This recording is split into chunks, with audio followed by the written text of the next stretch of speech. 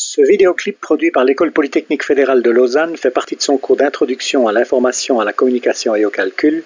Il s'inscrit dans le 3e module de ce cours qui porte sur le fonctionnement et la sécurité des systèmes informatiques. Reste à expliquer dans ce clip comment gérer le contenu de la mémoire cache quand celle-ci se remplit.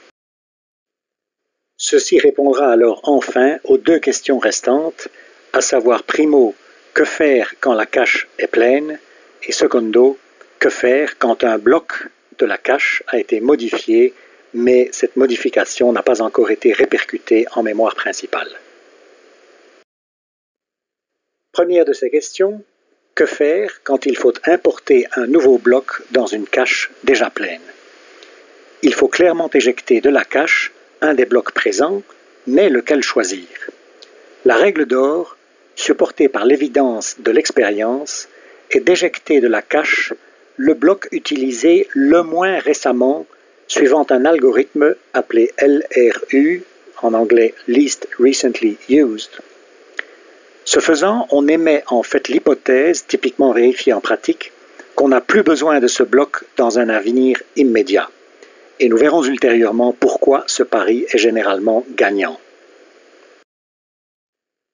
Encore faut-il savoir quel est le bloc utilisé le moins récemment. Pour le savoir, la cache associe à chaque bloc un compteur.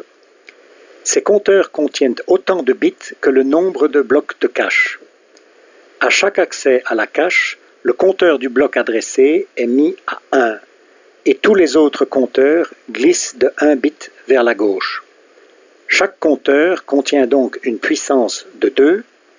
Le plus grand compteur indique donc naturellement le bloc dont le dernier accès remonte le plus loin dans le passé. Étant donné l'adjonction de ces circuits à la cache, voyons le déroulement des opérations. Le processeur donne l'ordre d'accès en lecture ou en écriture à l'adresse du mot désiré. L'absence du mot désiré dans la cache déclenche non seulement un défaut de cache, mais aussi la nécessité préalable de libérer une entrée de la cache en éjectant le bloc qu'elle contient pour l'instant.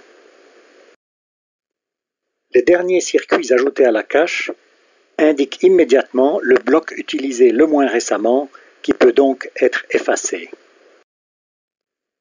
Le système procède ensuite comme quand la cache n'est pas pleine, c'est-à-dire que la cache demande à la mémoire centrale d'importer le bloc manquant. La mémoire centrale envoie alors à la cache le bloc requis et la cache l'enregistre avec son adresse associée, puis met les compteurs à jour.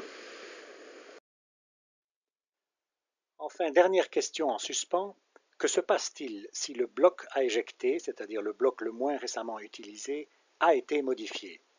Il ne peut évidemment pas être simplement effacé, sans quoi on perdrait la trace de sa modification et les calculs seraient faussés.